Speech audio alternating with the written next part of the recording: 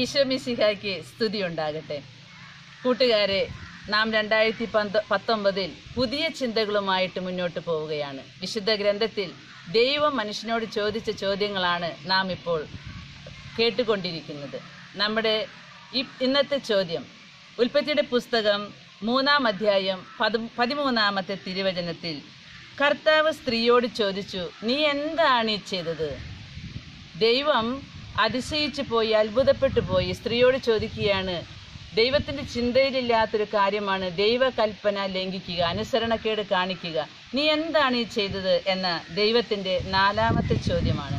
പ്രിയ കൂട്ടുകാരെ, പുതുവർഷത്തിൽ നമുക്ക് ഒന്ന് ചിന്തിക്കാം. നമ്മെ നോക്കി ദൈവം ഒരിക്കലും ഇതുപോലെ ചോദിക്കാതിരിക്കട്ടെ, നീ എന്താണ് ഈ ചെയ്തത് എന്ന്. ഈ അടുത്ത ഞാനൊരു ധ്യാന കേന്ദ്രത്തിൽ ധ്യാനത്തിൻ്റെ ഇടയിൽ കൗൺസിലിങ്ങിനായിട്ടിരിക്കുമ്പോൾ 33 വയസ്സുള്ള ഒരു ചെറുപ്പക്കാരൻ എൻ്റെ അടുത്ത് വന്നു.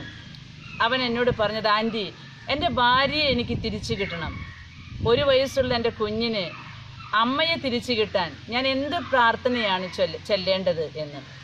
ഞാൻ അങ്ങനെ അവനോട് വിശേഷങ്ങൾ ചോദിക്കുമ്പോൾ അവൻ പറഞ്ഞത് ഇപ്രകാരമാണ്. ഗൾഫിൽ ജോലി ചെയ്യുന്ന അവൻ്റെ ഭാര്യയ്ക്ക് പഠിക്കാനുള്ള പൈസ അയച്ചു കൊടുത്തു, പഠിപ്പിച്ചു. അങ്ങനെ ഒരു സ്ഥാപനത്തിൽ അതിൻ്റെ പ്രാക്ടീസിങ്ങിനായിട്ട് വിടുകയാണ്. ആ സ്ഥാപനം നടത്തുന്നത് 60 വയസ്സുള്ള ഒരു സഹോദരനാണ്. ഇദ്ദേഹത്തിൻ്റെ അടുത്ത് ഒരു അപ്പനെ പോലെ വിശ്വസ്തനായിട്ട് ഭാര്യയെ പറഞ്ഞയച്ചു.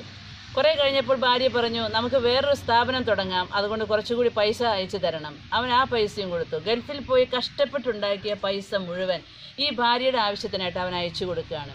പിന്നീട് ലീവിന് വന്നപ്പോഴാണ് സത്യം അറിയുന്നത്. പ്രിയ സഹോദരങ്ങളെ, ഇന്നത്തെ കാലഘട്ടത്തിൽ നടക്കുന്നത് എന്താണ്? നമ്മുടെ ഭാര്യമാർക്ക്, അമ്മമാർക്ക്, നമ്മുടെ പെൺമക്കൾക്ക് എന്താണ് സംഭവിക്കുന്നത്? ഈ മകൻ തിരിച്ചു വന്നപ്പോൾ ഭാര്യ പറയുകയാണ്, എനിക്ക് നിങ്ങളോടൊത്തുള്ള ജീവിതം വേണ്ട. അവൾ എവിടെയാണോ സ്ഥാപനത്തിൽ ജോലിക്ക് പോയതും പഠിക്കാൻ പോയതും അവിടുത്തെ 60 വയസ്സുള്ള ആ മകനുമായിട്ട് ഈ പെൺകുട്ടി ജീവിതം തുടങ്ങിയിരിക്കുകയാണ്. എൻ്റെ മുൻപിലിരിക്കുന്ന 33 വയസ്സുകാരനോട് ഞാൻ എന്ത് മറുപടി പറയും? കർത്താവ് ആ മകളോട് ചോദിക്കുന്നുണ്ടാകാം, അതിശയിച്ചും ദുഃഖത്തോടു കൂടിയും, നീ എന്താണ് ചെയ്തത്? പ്രിയ സഹോദരങ്ങളെ, നമ്മോട് ഓരോരുത്തരോടും ദൈവം ഇറങ്ങി വന്ന് ഇതുപോലെ ചോദിക്കാൻ ഇടവരാതിരിക്കട്ടെ. ഈ കാലഘട്ടത്തിന് വേണ്ടി നമുക്ക് പ്രാർത്ഥിക്കാം. ദൈവം പോലും ചിന്തിക്കാത്ത കാര്യങ്ങൾ എന്താണ് ചെയ്തത് എന്ന് ചോദിക്കാൻ ദൈവം സ്വർഗത്തിൽ നിന്നും ഇറങ്ങി വരാതിരിക്കട്ടെ. ഈ കാലഘട്ടത്തിൽ ഇതുപോലെയുള്ള പാപാവസ്ഥകൾ വർദ്ധിക്കുമ്പോൾ നമുക്ക് ഒത്തൊരുമിച്ച് അവർക്ക് വേണ്ടി പ്രാർത്ഥിക്കാം. ദൈവം അതിനായി നമ്മെ അനുഗ്രഹിക്കട്ടെ. ആമേൻ.